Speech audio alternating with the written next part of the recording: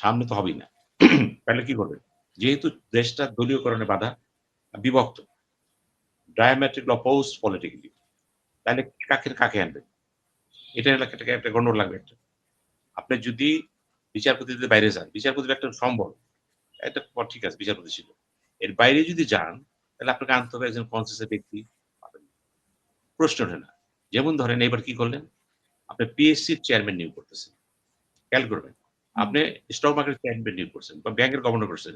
এগুলো তো কথা ছিল অপোজিশন নেতার সাথে কথা বলব। কথা তো বলেন নাই।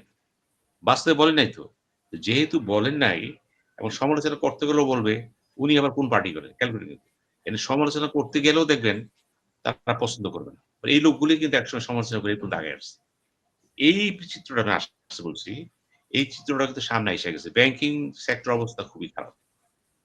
ব্যাংকে ৳১০,০০,০০০ তুলতে হলে বাংলাদেশ ব্যাংকে যেতে হবে। জি। কেন? সেটা আবার শেষ করতে হয়। কেন আজকে কথাটা আসতেছে? এই 2% দিলে আপনাকে কম একটা পার্সেন্টেজ দিলে আপনার অনুমোদন হয়ে যাবে। কেন? ব্যাংকগুলি ধ্বংস হয়ে গেল। এক করতে পারলেন না। নীতিমালাগুলো ইমপ্লিমেন্ট হলো না। কেন হলো না? কারণ দেশ থাকলে তো টাকা আসবেই। ওয়ার্ল্ড ব্যাংক আজকাল টাকা দিবেই আপনাকে। কারণ আপনার তো একটা বড় প্রতিষ্ঠান, রাষ্ট্র তো। আপনার তো একটা স্টেট সভরেইনটি গ্যারান্টি থাকে এখানে। ওটাতে কোনো অসুবিধা নেই। আমি বলছি এখানে নিয়ন্ত্রণটা। এই যে মা ক্যাপিটাল মার্কেট আর ফাইন্যান্স মার্কেটটা এভাবে নাই তো। ব্যাংকের এমডি যারা হচ্ছে, চেয়ারম্যান যারা হচ্ছে, মুখরোচকতা হয়ে যাচ্ছে। সেক্টর তো আরো হতেছে। বাংলাদেশ ব্যাংকের সে কর্তৃত্ব নাই। ব্যাংকের কর্তৃত্ব থাকতে পারে না তো এভাবে সে। ওখানেও কিন্তু স্ট্রাকচারাল অনেক অসুবিধা আছে। বাংলাদেশ ব্যাংকের যারা প্রধান অর্থনীতি ছিলেন একসময়, তারা সবাই তো কথা বলতে নেই। এবং জাহিদ ভালো, ভালো কথা বলেন কিন্তু এখানে। কিন্তু লাভ নাই তো। আবার পুলিশের কাছে আসেন। পুলিশ সংস্কার কমিশন করলেন। তো পুলিশকে কি করবেন? পুলিশের কি? সেটা করবেন? পুলিশ কমিশন করবেন?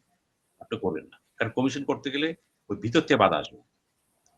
কাকে বসাবেন? যাকে বসাবেন সে তো আপনার দলের লোক, লাভটা কি? এই সমস্ত জায়গাতে বসাতে হবে তাকেই, যার যোগ্যতা দক্ষতা আছে। হয় না কিন্তু বুঝছেন তো? আমি সেই জন্য বললাম আপনাকে যে কিছু, কিছু জায়গায় লোক আছে আমাদের।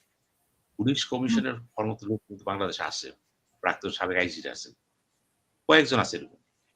এবং অনেক সেকেন্ড ম্যান ও এখানে আছে। কিন্তু আপনি আনবেন না। কেন আনবেন না? দলীয় লোক টানতে। এইভাবে যদি পুলিশ কমিশন এবং সবচেয়ে বড় জিনিস আসতেছে দুর্নীতি দমন কমিশন। এখানে আপনি কাকে বসাবেন? কথা ছিল তো অপোজিশনের সাথে বসবেন।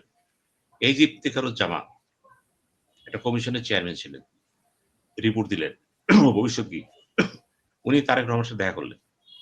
উনি ভালো করে কথা বলেছেন। কিন্তু রক্ষা হবে? যদি তাকেই বসে দেওয়া হয় এখানে, মনে করেন তারে মন্ত্রী পদে বসে দেওয়া হলো। উনি কি করবেন? আপনি বসছেন চেয়ারটাকে, চেয়ারের আশেপাশে তো একই জিনিস। আপনি পাকঘরে যেয়ে দেখলেন একই পাতিলা, একই গ্লাস, একই সবকিছু, একই মসল্লা। আপনি যেয়ে কি করবেন সেখানে? এখানে কি হয় জানেন? এখানে সেই ব্যক্তিরা আসলে নাজেহাল হয়ে যাবে। এটা হবে না। লোকাল গভর্নমেন্ট ইলেকশন হবে সামনে। চিন্তা করে দেখেন, সিটি কর্পোরেশনে কি করলেন? সব জায়গায় বসায় দিলেন। উপজেলা চেষ্টা করেছিল, পরে দেখলো বুমেরাং হবে না। ঠিক আছে। কিন্তু প্রশ্ন হলো উপজেলা তো গন্ডগোল হবে। আর সেখানে দলীয় ভিত্তিতে যাচ্ছেন না আপনি। এইখানে যেখানে জামাত ইসলাম সিট আছে মনে হয় যেখানে, যে ৭৮ টা সিট পরে যাই পান তারা। ওখানে তারা চেষ্টা করবে ঠিক, ওখানে তো বিএনপি চেষ্টা করতে আমরা টিকে থাকবো। কারচুপি। শেষ করব। এখন হুম, ওইখানে কারচুপি করবেন। আপনি কিন্তু বারবার বলা হচ্ছে যে এই সরকার জামাত বলতেছে তারা কারচুপি, তারা জামাত কারচুপি করছে। অর্থাৎ কারচুপিটা কিন্তু ২ দলই করতেছে। এবং স্বীকার করেন এই কারচুপির সাথে সম্পর্কটা কিন্তু ২ দলের বক্তব্য। সেই ক্ষেত্রে উপজেলা নির্বাচনটা কি হবে? ওই একই অবস্থা আসবে কিন্তু। ওই একই ব্যক্তিরা চলে আসবে। বা যারা আসতে পারে নাই বিএনপি যারা পরীক্ষিত লোকজন যারা, যারা কোনো পদ পায়নি, বিভিন্ন কারণে পায়নি।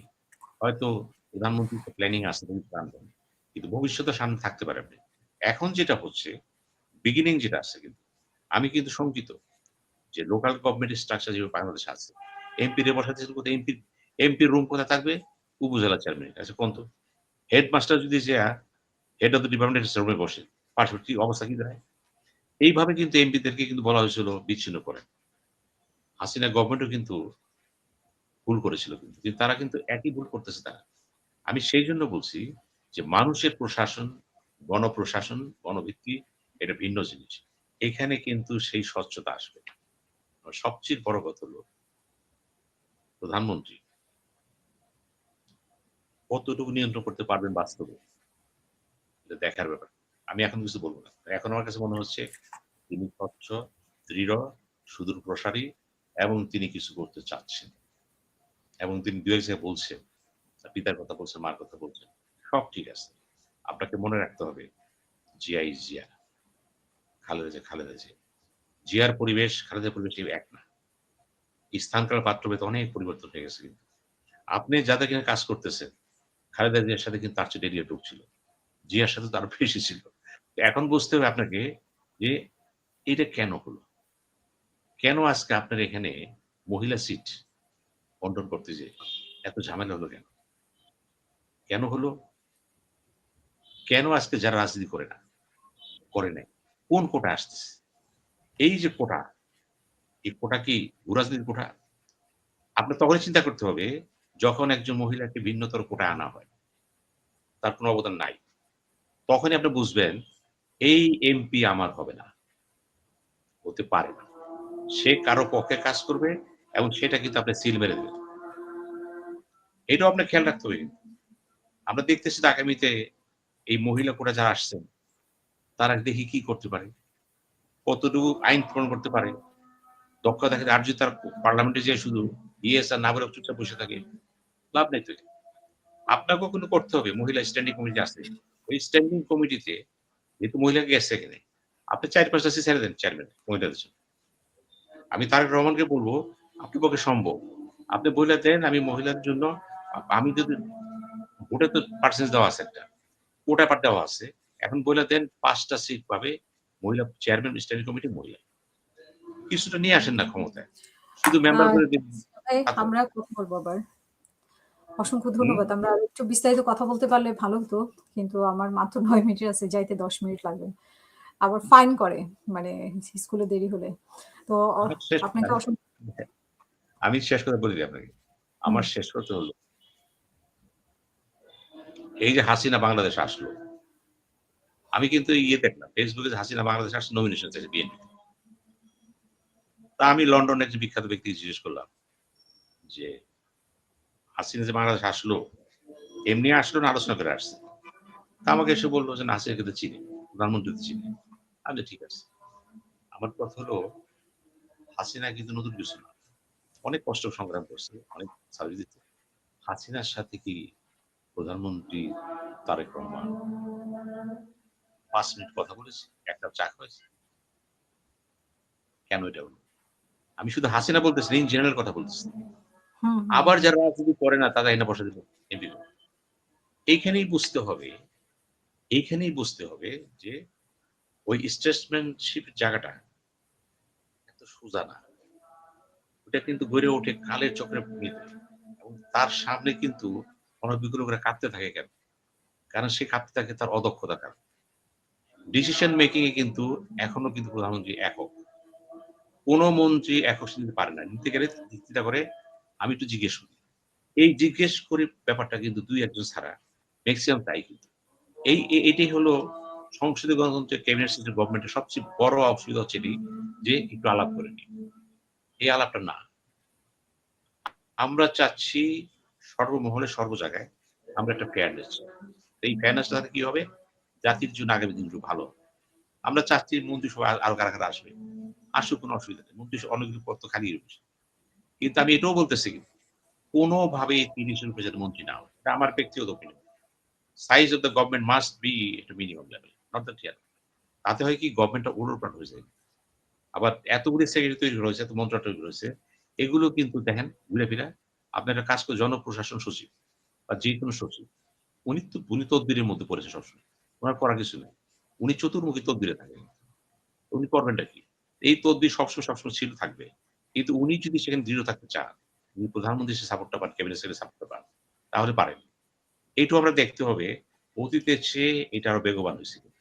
অর্থাৎ ক্যাবিনেট সেক্রেটারি, আবার জনপ্রশাসন সচিব এই ২ টা চেয়ার গুরুত্বপূর্ণ।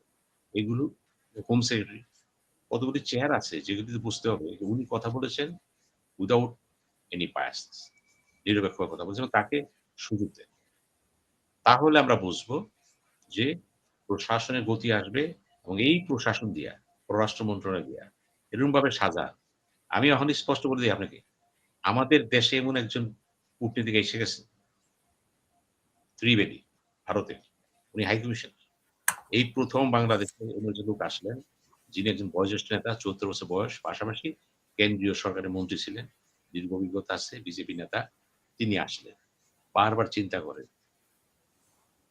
কেন এই সময় ভারত একজন নন ডিপ্লোম্যাটকে রাজনীতিবিদকে কেন বসাইল? সুদূর প্রসার্থ কারণ। হালকাভাবে দেখেন না কিন্তু। হালকাতে কারণ নেই কিন্তু। উনি সব জানেন, সব বুঝেন। উনার সাথে যখন ডায়ালগ ওপেন করবেন, আমাদের মন্ত্রী সাহেবরা, উনি যখন একটা দাওয়াত দিবেন এমবিসি, দেখেন আপনি ভারতীয় হাই কমিশন দাওয়াত পেলে দেখবেন কেউ মানে তার পেন পড়ার সময় পাবে না এই অবস্থায়। যেটা আগে হইছে। আমি দেখেছি তো এগুলি। আমি তো বিভিন্ন কারণে দেখার সুযোগ হইছে আমার এগুলি। এখনো দেখবেন যে উনার সাথে সম্পর্ক কাদের থাকে? ওই যে বিজনেসম্যান, পলিসি মেকার, সামরিক সবার সাথে সম্পর্ক থাকবে কারণ তিনি পলিটিশিয়ান। এই অ্যাঙ্গেলে চিন্তা করতে গেলে আমি বাংলাদেশ সরকার তারেক রহমানকে বলব, আপনার ফরেন পলিসি স্ট্যান্ডিং চেয়ারম্যান যিনি হবেন, এখনই পাইতে পারলেন কি হতে পারে? আপনি ভারতে এমন একজন লোক নিয়োগ করেন, পলিটিশিয়ান, যাকে স্ট্রেচারে বলা যায়, নেওয়া যায়। আপনি চীনে পাঠান একজন, আমেরিকায় পাঠান একজন, মেইন কান্ট্রি যেগুলিতে। এই ৩ টা দেশ জাপান সহ। এখানে উন্নয়ন সহযোগিতা আছে। তখন আপনি দেখবেন যে বাংলাদেশের ফরেন পলিসিতে ডাইমেনশন চলে আসবে। এই ডাইমেনশনটা খুবই সে জরুরি। ভাই শেষ আমাদের করব। আরেকদিন আমরা বিশেষ কথা বলব এই বিষয় নিয়ে বিস্তারিত। বিশেষ করে যদি তারেক রহমান সময় পান ঠিক মতন মনোযোগ দেওয়ার, যদি তাকে মন্ত্রিপরিষদ আন্তরিক সাপোর্ট দেয়, আমলারা সাপোর্ট দেয়, সামরিক শক্তি সাপোর্ট দেয়, বিজনেস সাপোর্ট দেয়, সব ইতিবাচক। এই সাপোর্টটা যদি হয় জাতীয় দেশপ্রেম ভিত্তিক, দলভিত্তিক না, গোষ্ঠীভিত্তিক না, আমার বিশ্বাস তারেক রহমান নিঃসন্দেহে তার লক্ষ্যে পৌঁছবে এবং জাতির জীবনে সে প্রমাণ করবে। I am step. ধন্যবাদ।